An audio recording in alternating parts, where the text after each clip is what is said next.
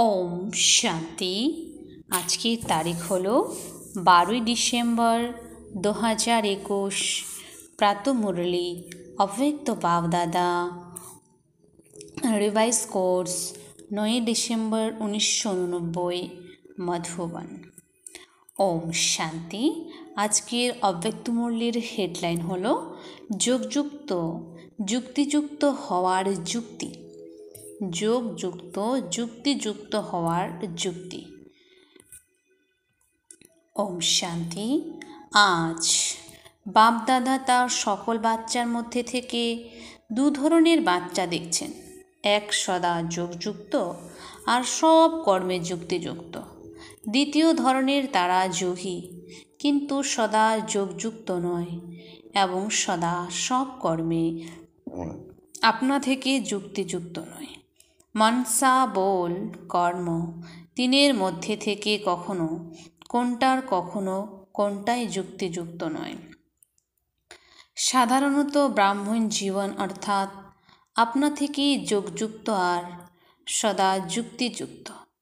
ব্রাহ্মণ জীবনের অলৌকিকতা বা বিশেষত্ব অথবা পৃথক হয়েও প্রিয় হওয়া, এটাই যোগযুক্ত আর যুক্তিযুক্ত। কিন্তু কোনো বাচ্চা এই বিশেষত্বের সাথে সহজে এবং ন্যাচারালি চলছে, আর কেউ অ্যাটেনশন রাখে তবু উভয় বিশ্বে সদা অনুভব করতে পারে না। এর কারণ কি? নলেজ তো সবার আছে আর লক্ষ্য সবার একই, তবুও কেউ লক্ষ্যের আধারে এই লক্ষ্য অর্থাৎ যোগযুক্ত আর যুক্তিযুক্ত স্থিতির অনুভূতির কাছে, আর কেউ ফার্স্ট পুরুষার্থ দ্বারা কাছে আসে, কিন্তু কখনো কাছে আর কখনো চলতে চলতে কোনো না কোনো কারণবশত থেমে যায়। সেই জন্য সদা এইসব লক্ষণের কাছাকাছি অনুভব করতে পারে না। সকল ব্রাহ্মণ আত্মার মধ্যে থেকে এই শ্রেষ্ঠ লক্ষ্য পর্যন্ত নম্বর 1 আছে কে? ব্রহ্মা বাবা। তিনি কি বিধি আপন করেছেন যার মাধ্যমে এই সফলতা প্রাপ্ত করেছেন? সদা যোগযুক্ত থাকার সরল বিধি হল সদা নিজেকে সারথি আর সাক্ষী মেনে চলা। তোমরা সব শ্রেষ্ঠ আত্মা সেই রথের সারথি। তোমরা প্রত্যেক আত্মা রথ চালানোর সারথি। এই স্মৃতি আপনা থেকে এই রথ অথবা দেহ থেকে পৃথক করে দেয়, যে কোনো ধরনের দেহবোধ থেকে স্বতন্ত্র বানায়। দেহবোধ না থাকায় সহজে যোগযুক্ত হয়ে যায় এবং আপনা থেকেই সব কর্মে যোগযুক্ত যুক্তিযুক্ত হয়ে যায়।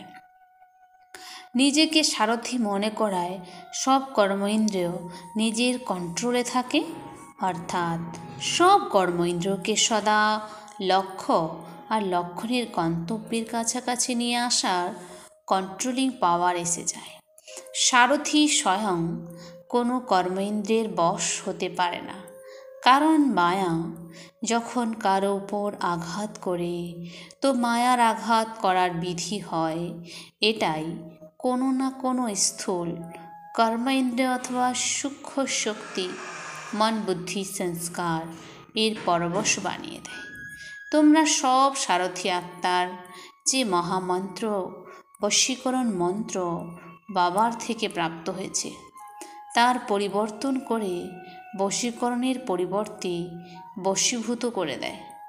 একবার হলেও যদি একটা বিষয়ে বশীভূত হয়ে যাও তবে সব ভূতের প্রবেশ হয়ে যায়, কেননা ভূতেদের নিজেদের মধ্যেও ইউনিটি আছে।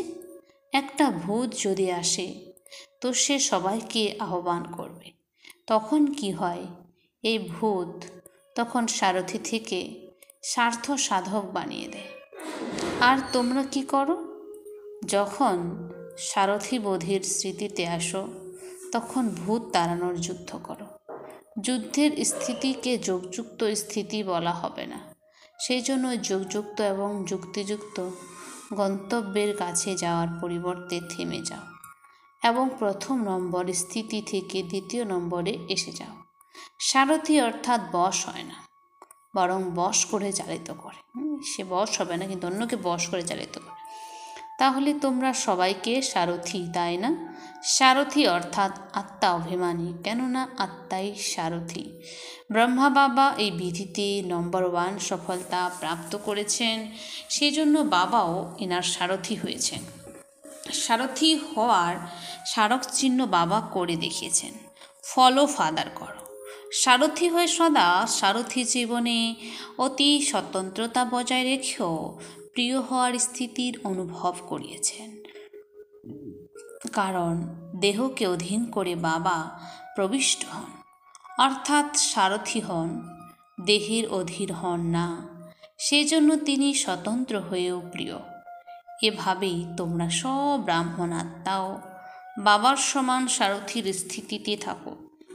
ঘুরতে ফিরতে চেক করো, আমি সারথি অর্থাৎ সবাইকে চালনা করে আমি স্বতন্ত্র অথচ প্রিয় স্থিতিতে স্থিত আছি। মাঝে মাঝে এটা চেক করো। এরকম নয় যে সারাদিন কেটে গেল তারপরে রাতে চেক করবে। সারাদিন যদি চলে গেল তো চলে যাওয়ার সময় উপার্জন করা থেকে সদা সর্বদার জন্য চলে গেল, সেই জন্য খুইয়ে ফেলে তারপরে হুঁশে ফিরো না। এই সংস্কার আপনা থেকেই যেন ন্যাচারাল হয়। কোন সংস্কার? চেকিংয়ের। যেমন কারো কোনো পুরনো সংস্কারই ব্রাহ্মণ জীবনে এখনও এগিয়ে যাওয়ার ক্ষেত্রে যদি বিঘ্নরূপ হয়, তো তোমরা বলো না যে না চাইতেও সংস্কার বশত হয়ে যায়। তা অনেকে বলি বাবা না চাইতেও সংস্কার বশীভূত হয়ে যায়। যা করতে চাও না তা তোমরা করে নাও। যখন উল্টো ভুল সংস্কার না চাইলেও যে কোনো কর্ম করিয়ে নেয়, তাহলে ন্যাচারাল চেকিংয়ের শুদ্ধ সংস্কার নিজের করতে পারো না। তো যেটা আমাদের চেকিংয়ের দ্বারা আমাদের শুদ্ধ সংস্কার নিজের করতে হবে। বিনা পরিশ্রমে চেকিংয়ের শুদ্ধ সংস্কার তখন আপনা থেকেই কাজ করাতে থাকবে। এটা বলবে না যে ভুলে যায় বা খুব বেজে থাকে। অশুদ্ধ অথবা ব্যর্থ সংস্কার, অনেক বাচ্চার মধ্যে অশুদ্ধ সংস্কার নেই কিন্তু ব্যর্থ সংস্কার আছে। এই অশুদ্ধ ব্যর্থ সংস্কার ভুলতে চাইলেও ভুলতে পারো না। আর তখন এটাই বলো আমার এরকম অভিপ্রায় ছিল না, কিন্তু এটা আমার পুরনো স্বভাব বা সংস্কার। তাহলে অশুদ্ধ সংস্কার ভুলতে পারো না। শুদ্ধ সংস্কার কিভাবে ভুলে যাও তোমরা? সারথি বোধের স্থিতি আপনা থেকেই উন্নতির শুদ্ধ সংস্কার ইমার্জ করে, আর সময় অনুসারে তখন সহজেই ন্যাচারাল চেকিং হতে থাকে। অশুদ্ধ সংস্কারের আজ্ঞাবহ হয়ে যাও তোমরা, আর এভাবেই এই অভ্যাসে তখন পোক্ত হয়ে যাবে। তাহলে শুনলে সদা যুক্তিযুক্ত থাকার বিধি কী হবে? সারথি হয়ে চলতে হবে। সারথি নিজে থেকে সাক্ষী হয়ে যে কোনো কিছু করবে, দেখবে, শুনবে। সাক্ষী হয়ে দেখা, ভাবা, করা সবেতেই সব কিছু করেও নির্লিপ্ত থাকবে, অর্থাৎ মায়ার আরোপিত প্রভাব থেকে স্বতন্ত্র থাকবে। তাহলে পাঠ পাকা করেছো তো করেছো না? জিজ্ঞাসা করছে ব্রহ্মা বাবাকে তোমরা ফলো করো না? ব্রহ্মা বাবার প্রতি তো তোমাদের অনেক প্রীতি, তাই না? তো ব্রহ্মার প্রতি আমাদের অনেক ভালোবাসা আছে। প্রীতির লক্ষণ হলো সমান হওয়া। বাবাকে ভালোবাসি তার লক্ষণ হচ্ছে বাবার সমান হতে হবে, অর্থাৎ ফলো করা। বাবার সাথে সব টিচারের কত প্রীতি আছে? বাবা টিচারদেরকে সেবায় তার সমীপ সাথী মনে করেন। তাহলে প্রথমে ফলো টিচার্স করবে, তাই না? এতে সদা এই লক্ষ্য রাখা যে প্রথমে আমি ঈর্ষায় প্রথমে আমি নই, সেটা ক্ষতি করে। শব্দশী একই প্রথমে আমি, কিন্তু ঈর্ষাবশত প্রথমে আমি বলা এটা অন্য ব্যাপার। প্রথমে আমি কিন্তু ঈর্ষাবশত বলা এটা হচ্ছে অন্য ব্যাপার। সেটাতে প্রথম হওয়ার পরিবর্তে লাস্টে পৌঁছে যাও। সেটাতে আমরা প্রথম হওয়ার পরিবর্তে কিন্তু লাস্টে পৌঁছে যাই। ফার্স্ট থেকে লাস্টে এসে যাও। আর ফলো ফাদার করার সময় প্রথমে আমি বলছো আর করছো, তো ফার্স্টের সাথে তোমরাও ফার্স্ট হয়ে যাবে। ব্রহ্মা তো ফার্স্ট, তাই না? সুতরাং সদা এই লক্ষ্য রাখো যে টিচার্স অর্থাৎ ফলো ফাদার এবং ফলো ফাদারের নম্বর 1 হওয়া, যেভাবে ব্রহ্মা নাম্বার 1 হয়েছেন, তোমরাও ব্রহ্মাকে ফলো করে নাম্বার 1 হওয়ার লক্ষ্য রাখো। টিচার্স তোমরা সবাই এতে পাকাপোক্ত, তাই না? সাহস, ইচ্ছা শক্তি আছে ফলো করার, কারণ টিচার্স অর্থাৎ যারা নিমিত্ত, তোমরা অনেক আত্মার নিমিত্ত। সুতরাং যারা নিমিত্ত হয় তাদের উপর কত দায়িত্ব, যেমন ব্রহ্মা বাবা নিমিত্ত থেকেছেন, তাই না? ব্রহ্মা বাবাকে দেখে কত ব্রাহ্মণ তৈরি হয়েছে। এরকমভাবে তোমরা টিচার্স যে কার্য করো, হয় খাবার বানাচ্ছ অথবা পরিষ্কার পরিচ্ছন্ন করছো, কিন্তু সর্বকর্ম করার সময় এটা যেন স্মৃতিতে থাকে, আমি নিমিত্ত। অনেক আত্মার প্রতি আমি যা করব, যেভাবে করব, আমি নিমিত্ত আত্মাকে দেখে অন্যেরাও সেরকম করবে। সেই জন্য বাপদাদা সবসময় বলেন, ভাষণ করা একদিকে আর বাসন মাজা আরেক দিকে, উভয় কাজেরই যুগযুক্ত যুক্তিযুক্ত হও। কাজ যেমনই হোক, কিন্তু স্থিতি সদাই যোগযুক্ত আর যুক্তিযুক্ত যেন হয়। তোমরা ভাষণ করি বা বাসন মাজে, কিন্তু যদি যোগযুক্ত হয়, যেন আমাদের সেটা যোগযুক্ত হয়। এরকম নয় যে ভাষণ করছো তখন যোগযুক্ত থাকছো, আর বাসন মাজা অর্থাৎ তখন সাধারণ কাজ করছো, তো স্থিতিও সাধারণ হয়ে যাবে। সবসময় ফলো ফাদার, শুনেছ? তোমরা তো সামনে বসো, সামনে বসা কত ভালো লাগে, আর তাহলে সদা এগিয়ে যাওয়াতে কত ভালো লাগবে। যখনই এমন কোনো কড়া সংস্কার তোমাদের পিছনে সরিয়ে নেওয়ার চেষ্টা করে, তো এই সিন স্মরণ করো, যখন সামনে বসা ভালো লাগে, তখন সামনে এগিয়ে যেতে কেন পিছিয়ে থাকবো? সুতরাং কোনো পরিস্থিতি উদ্ভব হলে মধুবনে পৌঁছে যাও আর নিজের মধ্যে সাহস আর উদ্যম নিয়ে এসো, কারণ যারা পিছনে থাকার তারা তো পিছনে অনেক আসবে। তোমরাও যদি পিছনে থেকে যাবে, তো পিছনের দিকে তাদেরকে সামনে এগিয়ে দিতে হবে। সেই জন্য সদা এই স্মৃতি বজায় রাখো, আমরা সামনে থাকি। পিছনে থাকা অর্থাৎ প্রজা হওয়া। প্রজা তো হতে চাও না, চাও তোমরা প্রজা, যোগী তো নও, রাজযোগী, তাই না? অতএব ফলো ফাদার। আচ্ছা, ফরেনার্স কি করবে? ফলো ফাদার করবে, করবে না? কত দূর পৌঁছাবে? সবাই ফ্রন্টে আসবে, যারা এসেছে ফলো ফাদার করে ফার্স্ট এগিয়ে যাও। এটা ভেবো না যে মাত্র একজনই ফার্স্ট হবে, কিন্তু ফার্স্ট গ্রেড তো অনেক হবে, তাই না? ফার্স্ট নম্বর তো ব্রহ্মা আসবেন, কিন্তু ফার্স্ট গ্রেডের তারাই তো তার সাথে থাকবে। সেই জন্য ফার্স্ট গ্রেডে এসো, শুধু একা ফার্স্ট হবে না, ফার্স্ট গ্রেডে অনেক হবে। সেজন্য এটা ভেবো না প্রথম নম্বর তো ফাইনাল হয়ে গেছে, সুতরাং সেকেন্ডেই আসবে। সেকেন্ড গ্রেডে যেও না। যে দায়িত্ব পালনে পদক্ষেপ নেয় সেই সর্বশ্রেষ্ঠ অর্জুন। অর্জুন হওয়া অর্থাৎ সর্বশ্রেষ্ঠ নম্বর। সবার ফার্স্টে আসার চান্স আছে, সবাই আসতে পারে। ফার্স্ট গ্রেড অসীম, কম নয়, তো সবাই ফার্স্টে আসবে, তাই না? নিশ্চয় আছে। আচ্ছা, যারা সদা ব্রহ্মা বাবাকে ফলো করে, সদা আপনা থেকে যুগযুক্ত যুক্তিযুক্ত থাকে, সদা সারথি হয়ে সকল কর্মেন্দ্রিয়কে শ্রেষ্ঠ মার্গে চালিত করে, সদা গন্তব্য তথা লক্ষ্য বস্তুর কাছে থাকে, সেরকম সর্বশ্রেষ্ঠ আত্মাদের বাপদাদার স্মরণ স্নেহমান নমস্কার। সমস্ত আত্মারাও জানাই মাত পিতা বাপদাদাকে স্মরণ স্নেহ নমস্কার। অব্যক্ত বাপদাদার যৌন ওয়াইস উচ্চারিত হওয়া মধুর মহাবাক্য। তো বাবা সিন্ধুর্জনের প্রতি বাবা বলেছেন, বাপদাদার শ্রেষ্ঠ মত শ্রেষ্ঠ গতি প্রাপ্ত করিয়ে নিয়েছে। তোমরা এরকম অনুভব করো, তাই না? যেমন মতি তেমন গতি হয়। সুতরাং বাবার শ্রেষ্ঠ মত যদি থাকে, তাহলে গতিও তো শ্রেষ্ঠ হবে। বাবা যে হবে না? বলা হয়ে থাকে যে অন্তে যেমন তোমার মতি তেমনই তোমার গতি। এটা কেন বলা হয়েছে? কারণ বাবা চক্রের অন্তে এসে শ্রেষ্ঠ মত দেন। তাই তো অন্তঃসময়ে শ্রেষ্ঠ মত নাও, আর অনেক জন্ম সদ্গতি প্রাপ্ত করো। এই সময় অসীমের অন্তমতি তথা গতি শ্রেষ্ঠ হয়ে যায়। সুতরাং এই সময় সারণিক ভক্তিতে চলে আসছে। এক জন্মের শ্রেষ্ঠ মত দ্বারা অত জন্ম পর্যন্ত শ্রেষ্ঠ গতি প্রাপ্ত করো। সব স্মৃতিচিহ্ন এই সঙ্গম যুগেরই। স্মৃতিচিহ্ন কেন হয়েছে? কারণ এই সময় স্মরণ থেকে তোমরা কর্ম করো, সব কর্মের সারণিক হয়ে গেছে।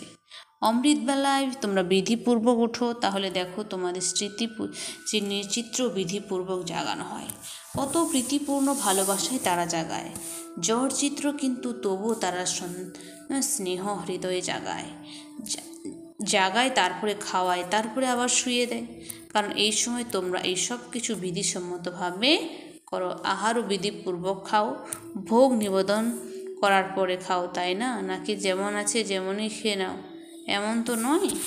তো যা যেমনই খেয়ে নাও, তো বলছে এমন তো নয় যে কাউকে খেতে দিতে হবে বলে তাড়াহুড়ো করে ভোগ নিবেদন করলে না, কাউকে খেতে দিতে হবে, তাড়াতাড়ি ভোগ লাগিয়ে দিলাম। যদি কাউকে দিতে হয়, কোনো বাধ্যবাধকতা আছে, তো আগে আলাদা ভাগ অবশ্যই সরিয়ে রাখো। তো বলছে বাবা, তা যদি কেউ খাওয়ার বাধ্যবাধকতা হয়, তা বলছে তোমরা শিব খাবার থেকে আলাদা ভাগ অবশ্যই সরিয়ে রাখো। এরকম নয় যে কাউকে খাওয়িয়ে পরে ভোগ নিবেদন করবে। বিধিপূর্বক ভোজনে সিদ্ধিপ্রাপ্ত হয়, খুশি হয়, সহজভাবে নিরন্তর স্মরণ থাকে। সুতরাং অমৃতবেলা থেকে রাত পর্যন্ত যে কর্মই করো, স্মরণের বিধিবদ্ধভাবে করো, তবেই সব কর্মের সিদ্ধি প্রাপ্ত হবে। সিদ্ধি অর্থাৎ প্রত্যক্ষ ফল প্রাপ্ত হয়ে থাকা। সবচাইতে বড় সফলতা হলো প্রত্যক্ষ ফল হিসেবে অতীন্দ্র সুখের অনুভূতি হওয়া। সদা সুখের তরঙ্গে, খুশির তরঙ্গে তরঙ্গিত থাকবে। প্রথমে প্রত্যক্ষ ফল প্রাপ্ত হয়, তারপরে ভবিষ্যতে ফল পাওয়া যায়। এই সময়ের প্রত্যক্ষ ফল ভবিষ্যতের অনেক জন্মের ফল থেকে শ্রেষ্ঠ। যদি এখন প্রত্যক্ষ ফল না খেয়েছো, তবে সারা কল্পে কখনো প্রত্যক্ষ ফল পাবে না। তোমরা এখনই কিছু করলে আর এখনই কিছু তার ফল লাভ হলো, একে প্রত্যক্ষ ফল বলা হয়। সত্যযুগেও যে ফলের প্রাপ্তি হবে তা এই জন্মের হবে, অন্য জন্মের নয়। তো এই জন্মের প্রাপ্তি, কিন্তু এখানে যা প্রাপ্ত হয় তা প্রত্যক্ষ ফল। তো এখানে যা কিছু বাবা, এখানে সব কিছু কি প্রাত্যক্ষ ফল, অর্থাৎ এই সময়ের ফল। সুতরাং প্রত্যক্ষ ফল থেকে নিজেকে বঞ্চিত করো না, সদা ফল খেয়ে যাও। এই প্রত্যক্ষ ফল তোমাদের ভালো লাগে, তাই না? তোমাদের এমন ভাগ্য হবে কখনো ভেবেছিলে? বাবা বলছে তোমাদের এমন ভাগ্য হবে কখনো ভেবেছিলে? ভগবানের থেকে ফল প্রাপ্ত হবে তা তোমরা স্বপ্নেও ভাবনি। সুতরাং যে বিষয়ে তোমাদের ভাবনায় এমনকি স্বপ্নেও নেই, আর তা যদি হয়ে যায় তাহলে কত খুশি হয়। তো বলছে বাবা, আজকালকার লটারি অল্পকালের হয়, তবুও লোকে কত খুশি হয়। আর এই প্রত্যক্ষ ফল তথা ভবিষ্যৎ ফল হয়ে যায়। প্রত্যক্ষ ফল আমাদের ভবিষ্যৎ ফল হয়ে যায়। তাহলে নেশা তো থাকে, তাই না? কখনো কম, কখনো বেশি, এমন তো হয় না সদা এক রোজ স্থিতিতে উড়ে চলো, সেকেন্ডে উঠতে শিখে গেছো, তাই না? নাকি বেশি সময় লাগে, যেই মাত্র সংকল্প করলে আর সাথে সাথে পৌঁছে গেলে? তোমাদের গতি এত ফাস্ট। আচ্ছা, ইন্দোরজনের সবাই তোমরা সন্তুষ্ট তো? জিজ্ঞাসা করছি, ইন্দোরজনে তোমরা সবাই সন্তুষ্ট তো? মাতারা সদা সন্তুষ্ট। পরিবারের মধ্যে লৌকিক জন দ্বারা কখনো অসন্তুষ্ট তো হয় না, কখনো বিরক্ত তো হয় না, কখনো চঞ্চল বাচ্চার প্রতি অতিষ্ঠ হও, কখনো বিরক্ত হয় না।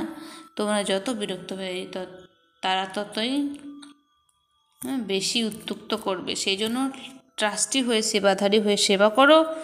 যে আমি যদি সেবা করছি, আমিত্ব ভাব যদি আসে, তখনই বিরক্ত হও যে আমার বাচ্চা আর এরকম করছে। সুতরাং যেখানে আমিত্বের বোধ হয়, সেখানে তোমরা বিরক্ত হও। যদি তোমার বোধ থাকে, তো ভেসে বেড়াও। তাহলে তোমরা ভেসে থাকো সদা। তোমার মানে সমানে থাকা, আমার বলা মানে অভিমান আসা। তোমার এই বিশ্বাস মানে নিজ সমানে থাকা। সুতরাং সদা সমানে থাকে, অর্থাৎ তোমার বোধি বিশ্বাস, এটা স্মৃতিতে রাখো। আচ্ছা, ডবল ফরেনার্সও হারানিধি অল্প সংখ্যক আছে, কত খুশি থাকে তার বর্ণন করতে পারো? বাবা, অসীম জগতের তো প্রাপ্তি অসীম, সেই জন্য সীমিত পরিসরের কিছু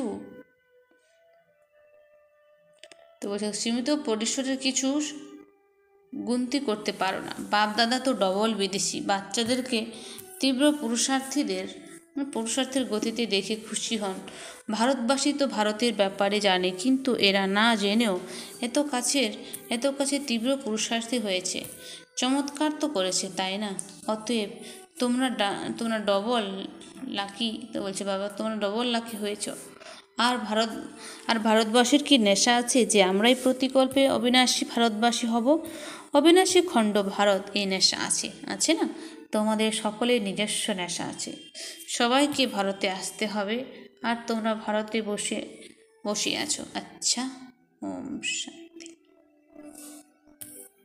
আজকের বরদান: নিজের মস্তক দ্বারা তৃতীয় নেত্রের সাক্ষাৎকার করিয়ে প্রকৃত যোগী ভব। তো বলছে নিজের মস্তক দ্বারা আমাদের